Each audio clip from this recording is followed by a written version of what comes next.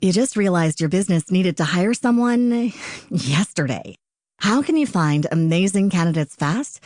Easy. Just use Indeed. Stop struggling to get your job post seen on other job sites. With Indeed sponsored jobs, your post jumps to the top of the page for your relevant candidates, so you can reach the people you want faster. According to Indeed data, sponsored jobs posted directly on Indeed have 45% more applications than non-sponsored jobs. Don't wait any longer. Speed up your hiring right now with Indeed. And listeners of this show will get a $75 sponsored job credit to get your jobs more visibility at Indeed.com/ARTS. Just go to Indeed.com/ARTS right now and support our show by saying you heard about Indeed on this podcast. Terms and conditions apply. Hiring? Indeed is all you need. I was up the coast with 2 murders behind me. Telling all to a nice white-haired old lady when the clock struck 12. From the pen of Raymond Chandler, outstanding author of crime fiction, comes his most famous character in The Adventures of Philip Marlowe.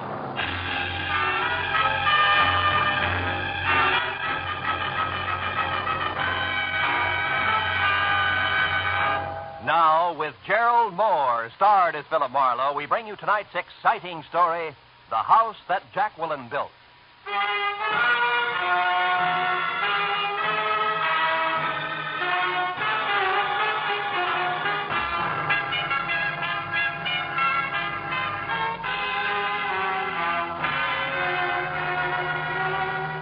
They say the end of an old year and the start of a new is a good time to take stock. To stand back and give yourself the once-over. Do a reissue on that tired list of resolutions.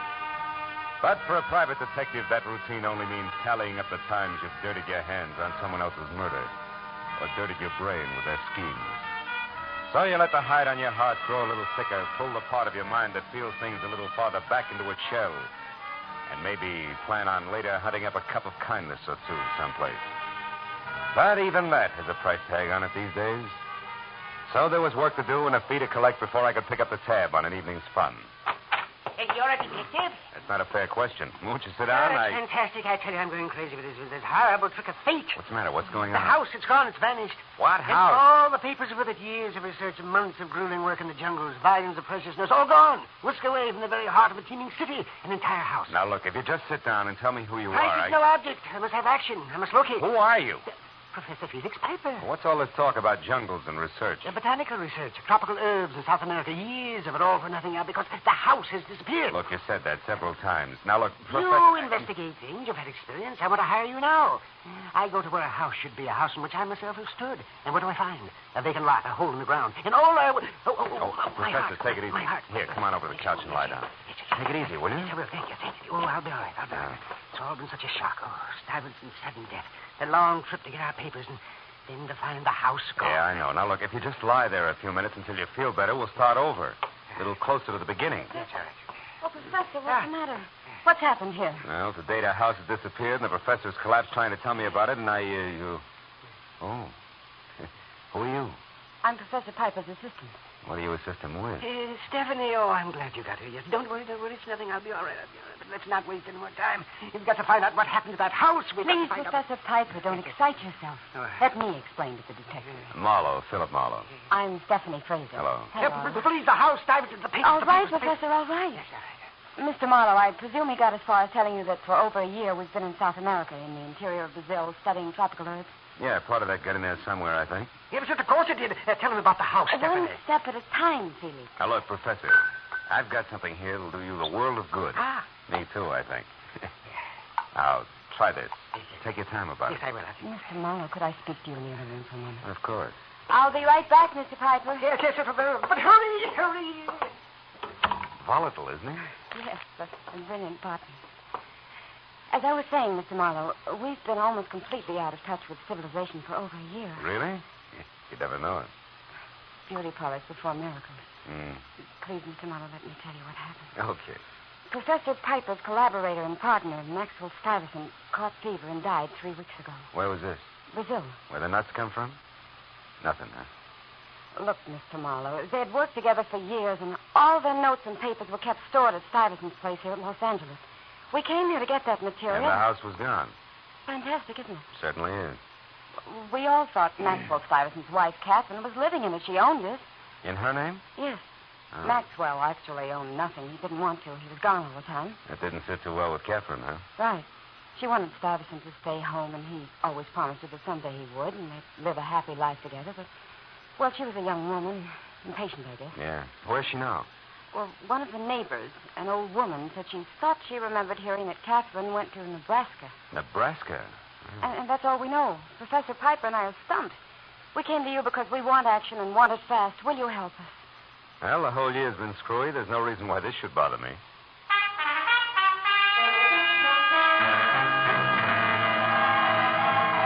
Tracking a runaway residence through the metropolitan wilds of Los Angeles didn't sound so tough. So after Stephanie gave me the address, 8840 on Orange Drive, and told me that she and the professor could be reached at Villa 3 in the Wilshire Gardens, I got in my car and drove out Orange Drive to where a house numbered 8840 should have been. I found that said house had been moved out 6 months ago, and in the middle of the night, too. But where, why, or who had done the job, nobody knew. Until I got around to a Mrs. Elma Lathrop, whose house backed the Stuyvesant place from across the alley. She blocked her front door with a waistline that said she'd never heard of Rye Crisp. Gave me an eye as warm and as sympathetic as an ice cube. Remember that? Huh. I should have to tell you I remember. Craziest thing I ever saw. Them men working all day and all night, getting that little house up on rollers and out of there. I'd like to know what all the rush was about. So would I. You wouldn't happen to know where they took it, huh? No, I wouldn't. That Catherine Stuyvesant wasn't a very sociable type person. But if that's the way she wants to be, it's all right with me. That's good. Now, look, I don't suppose you'd know who she sold it to. Nope. What company did the moving? Oh, wouldn't I, though? It's the Gilligan Wrecking and Moving Company, and believe you me, the name fits. Them clumsy oxes. In such a rush, they backed a big truck over my pomegranate tree. A beautiful, full-grown tree in the pink of health. Did I make them pay? I'll bet. Now, you listen. Have I a choice? I tracked that outfit down and made them shell out through the nose for that. Was I burned? Well, bully for you. Now, look, where is the Gilligan Outfit's office, Mrs. Lathrop? At Adams and Rampart Street. 410 Rampart. 410, huh? But say, what's going on anyway? Why are you asking me all these questions? Well, frankly, I'm a pomegranate fancier myself, Mrs. Lathrop. Happy New Year.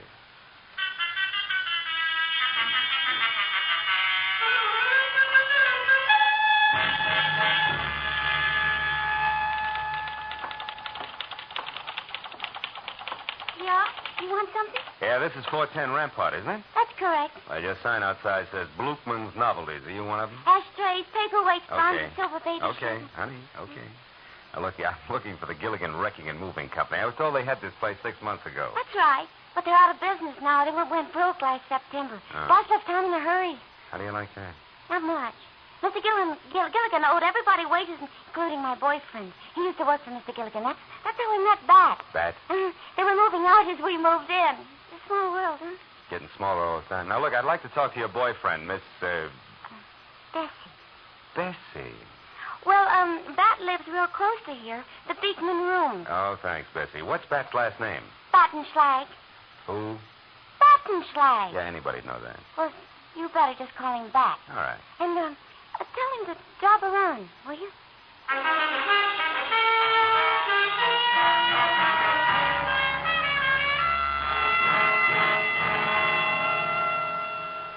I wish I was a tender apple blossom or sunshine. I wonder who wrote those lyrics. I wish it was the sunshine and the rain. Who is it? Name's Marlowe. I want some dope on a job the Gilligan Company did, Bat. All right, just a minute. Well, how did you get to me? Bessie. Oh. By the way, she said for you to drop around. Oh, yeah? Dumb dame. Don't I every night? Come on in, buddy. Excuse the robe. I was in the shower. Sure. Now, look, Bat, were you working for Gilligan 6 months ago? Yeah, why? You remember moving a house from 8840 Orange Drive? 8840 Orange Drive. Yeah. Let's see now. Oh, yeah, that one, too. That was the screwiest deal I ever saw. Where'd you move it to, do you remember? All the way to San Pedro. Big hurry-up job. The boss kept saying we were racing the weather. Nobody could figure it. Racing the weather. Why? That beats me. We set the house off down at the end of Front Street in the Harbor Salvage Company yard. Harbor Salvage in San Pedro. Yeah. Tell me, Bat, was the house empty? Well, certainly. You don't think No, Bat. I mean the furniture. Oh. Well, why? What's all the fuss? Well, some people are interested in locating that house. Oh, yeah. Oh, that's too bad. How come? I got a big hunch it didn't sit very long where we left it, buddy. The Pacific Ocean was only 6 inches from the back door.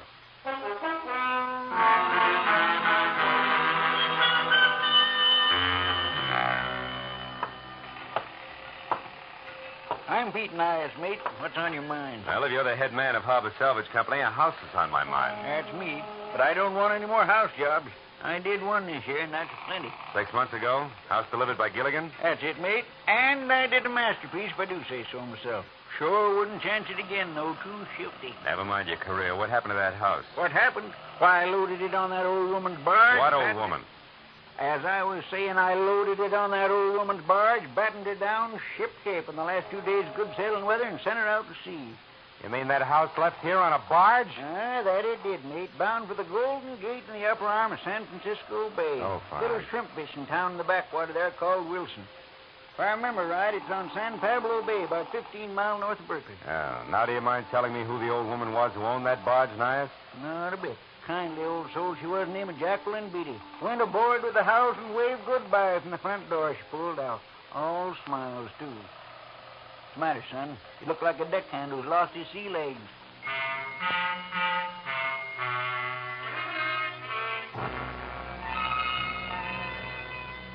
What had started 3 short hours ago as a checkup on an L.A. resident had evolved itself into a chase up the coast after a houseboat, which was a project I distinctly did not want to jump into without first a nod from my client. In fact, I was ready to scuttle the whole business. So I found the phone and called Villa 3 at the Wilshire Gardens. Yeah, hello. Hello? Is that you, Matthews? Yeah. This is Marlowe. Oh, hiya, Phil. What can I do for you? But make it snappy, will you? I'm up to my ears. Hey, wait a minute. Phil, look, you called up here expecting someone else to answer, didn't you? Who? A guy named Felix Piper, maybe. Nice fit. What's the connection? Client, what fit? Ex-client, Marlowe. He's it. Somebody Huh? tagged him. Yeah, with a knife. A very fancy knife, like some Indians in Brazil use, the boys tell me. Oh. You better drop in here. Where are you now? San Pedro. What are you doing down there? Yeah, well, you wouldn't believe it, Matthews. Really, you wouldn't.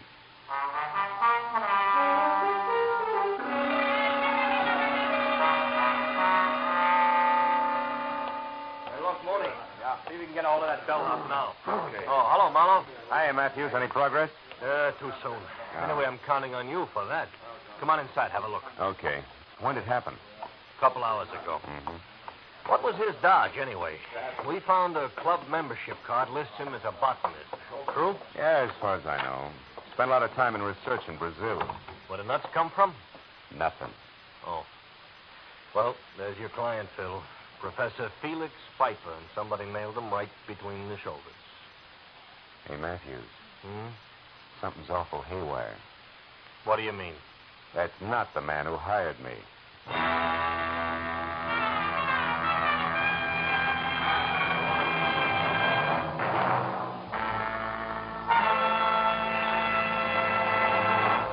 In just a moment, the second act of Philip Marlowe. But first, one fellow who made a New Year's resolution years ago not to get married certainly saw it blow up with a bang a couple of weeks ago. A fellow by the name of Andy of Amos and Andy opened his mouth at the wrong moment, and there he was, married to the wrong woman. Listen for Amos and Andy and Andy's Bride on most of these same CBS stations tomorrow night. Now, with our star, Gerald Moore, we return to the second act of Philip Marlowe and tonight's story, The House That Jacqueline Built.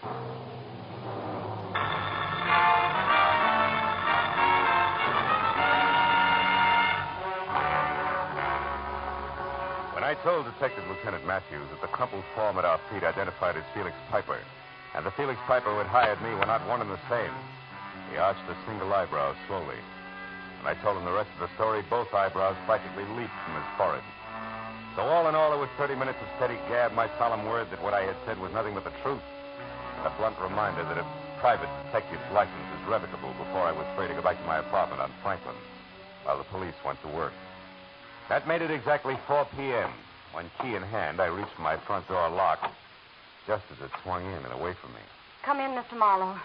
Wow, the globe-trotting Stephanie.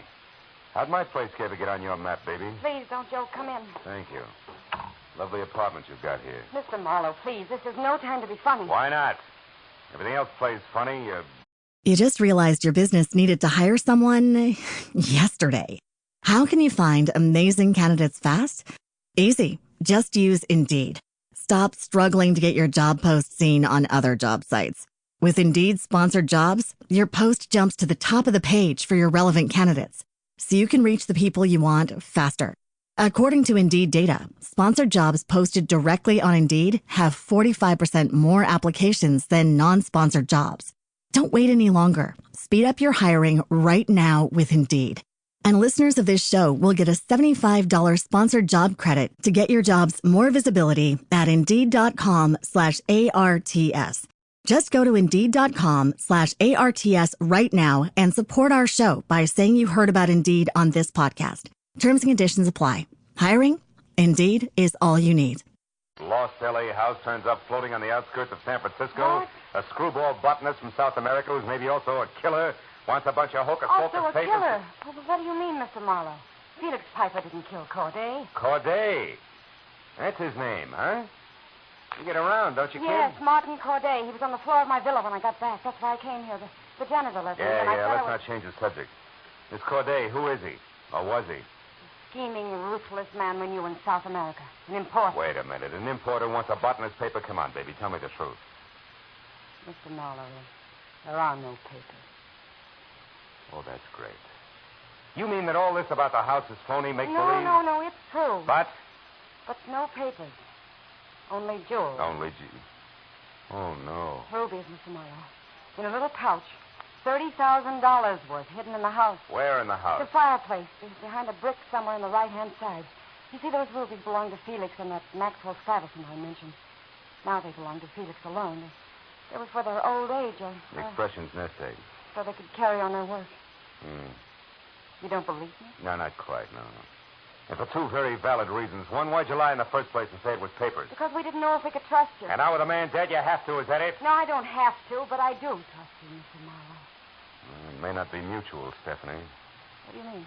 Well, if I buy all this, the jewels, Piper and Stuyvesant's unique retirement plan, Corday posing as Piper to some way cut in, there's a new hooker. Which is what? Corday is murderer. It should now be you or Felix Piper. No. Then who? Corday's partner. A swarthy-looking little man. I don't know his name. I last saw him with Corday in South America. You see, the original plan was that I come up here ahead of Felix. But he was too anxious. He couldn't wait. He followed almost at once. So?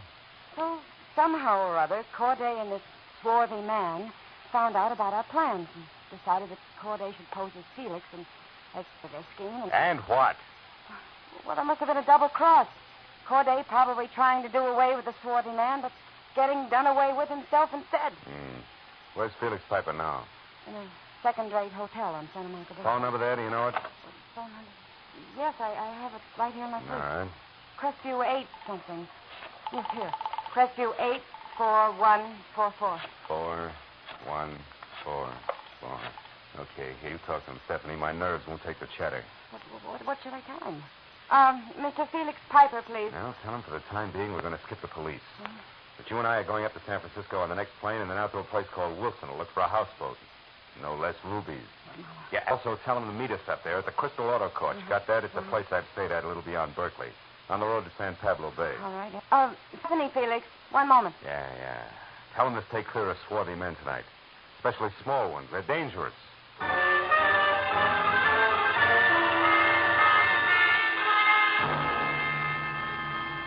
It was 2 hours and 30 minutes later when Stephanie and I drove into the quiet fishing village of Wilson on San Pablo Bay that hugged the bend of the sloping shoreline like it was afraid of falling in. Our best bet for information would be the local gas emporium. So I drove my rented car in at a round-shouldered one-pump station. Something freckled and gangling with a shock of flame for hair pulled himself out of it and arms and legs working independently, wobbled over, braced himself against the car. Gas or just information, folks. Don't be ashamed. Everybody from out of town gets lost in Wilson. It's so big. Made it funny.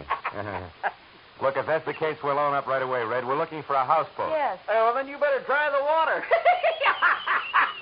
This boy kills himself, doesn't he? Look, Red, we're in a hurry. This houseboat belonged to a lady named Jacqueline Beatty. No more jokes, huh? Yeah, don't worry. There's nothing funny about that. Screwy old widow. Believe me, she's sad. Sad? Why? Well, about 6 months ago, she took every cent she had, went down to L.A., bought a house and bought a barge, and put them both together and come back here. To do what? To sit. To do nothing. All day and all night long. She never leaves. You know why? Nope. Neither does nobody else. Except that her husband was an artist, painted sea pictures, so she likes it around the water. But she's nuts, I tell you. Acts like the place is, well, acts like it's made of gold. Gold? Now, look, Red, tell me, how do I get there? We're reporters from L.A. doing a story on her place. Oh, newspaper people, huh? Your reporters usually are, boy. Well, that's different. Smart, Ellie. It's 1 block straight ahead, then right, and down to the bay. Thanks, Red. Happy New Year. Yeah, it sure is.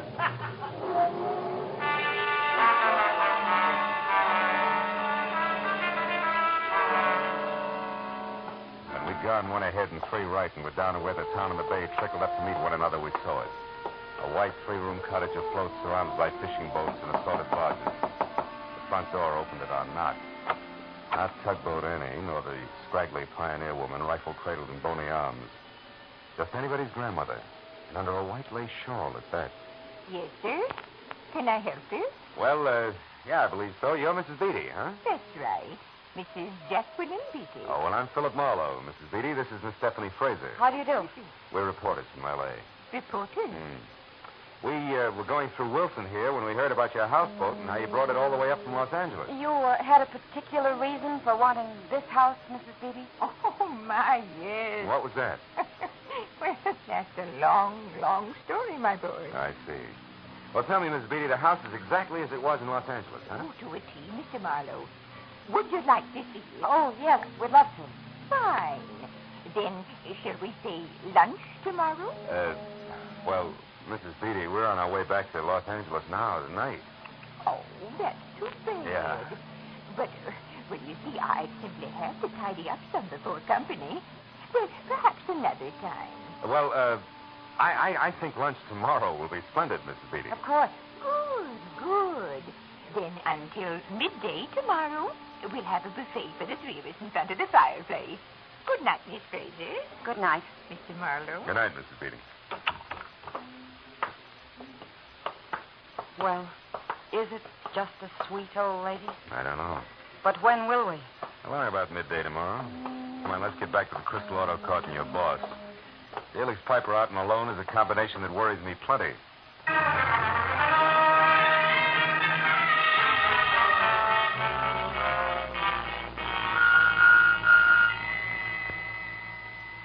No, Mr. Marlowe. Mr. Piper hasn't shown yet, but he should any minute now. He called a half hour ago from someplace in Berkeley and said he was coming out here in a taxi. Well, now, let's see. A single cabin for Miss Fraser here, number 6. And a double, number 11, for you and Mr. Piper. Right, Mr. Marlowe? Yes, that's right, Mr. Crystal. Okay. Now, Miss Fraser, if you'll come along with me, I'll show you the way. Be back in a minute, Mr. Marlowe. I'll just tidy up Phil. Then I'll come back here and wait with you for Felix. I'm so worried. Yeah, I know. He'll be all right once he's with us. I hope so, Phil. Oh, Mr. Crystal, can I call L.A. on this phone here? Oh, sure, Mr. Marlowe. Long distance is 110.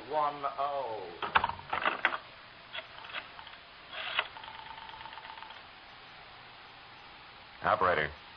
Yeah, I want to call a Los Angeles person-to-person here. Party I want is Detective Lieutenant... What?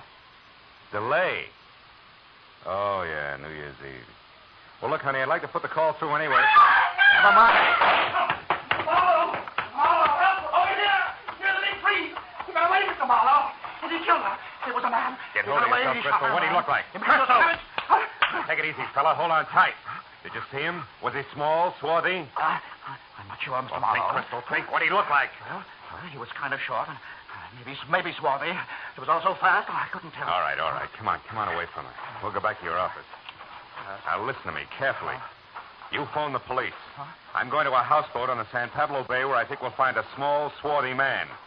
We'll push a nice old lady around without batting an eye. But why? About $30,000 worth of rubies.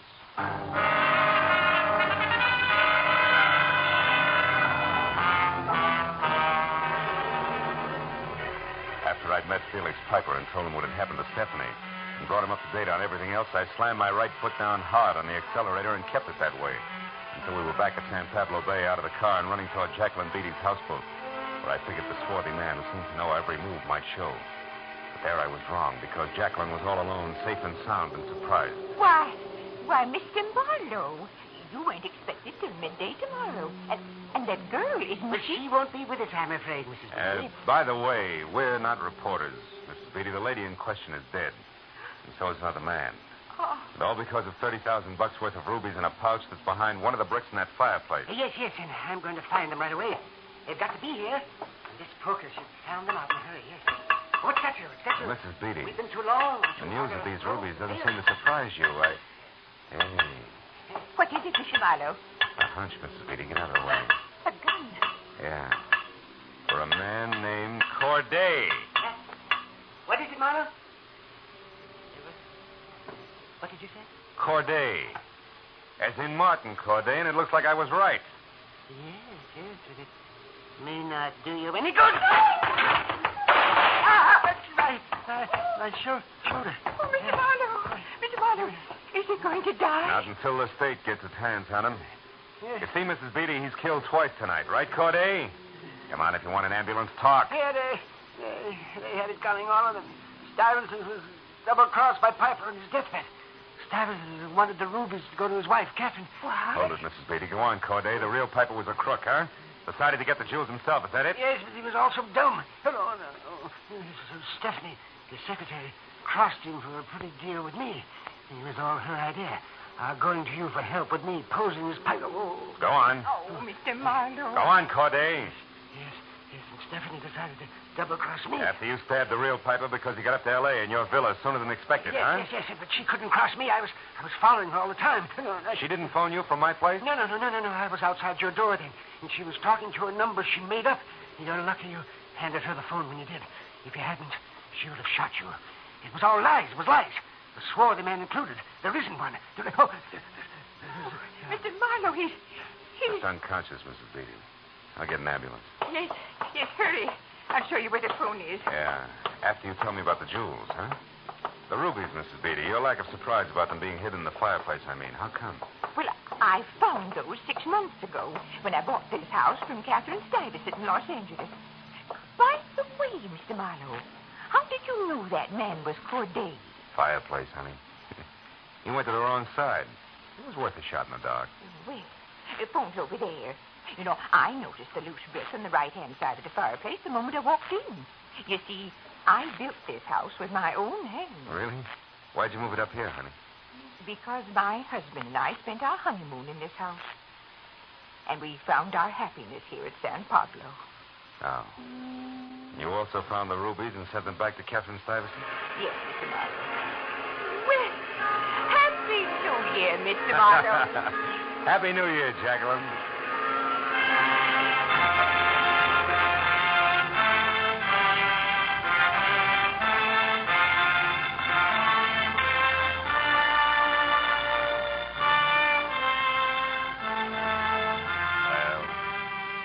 By the time I'd said goodbye to Jacqueline and walked outside, the first sun of 1950 was glinting across the waters of the bay.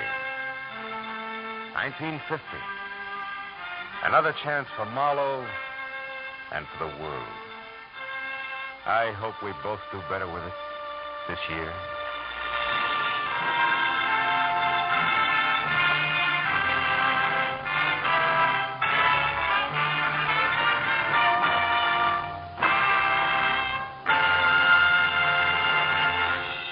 The Adventures of Philip Marlowe, bringing you Raymond Chandler's most famous character, star Gerald Moore, are produced and directed by Norman MacDonald and are written for radio by Robert Mitchell and Gene Levitt. Featured in the cast were Lois Corbett, Howard McNear, Georgia Ellis, John Daner, and Parley Bear. Detective Lieutenant Matthews is played by Larry Dobkin. The special music is composed and conducted by Richard Orant. Be sure and be with us again next week when Philip Marlowe says... This time each carried a torch, and each was burned by it. The heel, the hero worshiper, and the hard-bitten blonde. And all because of a woman already 2 days dead.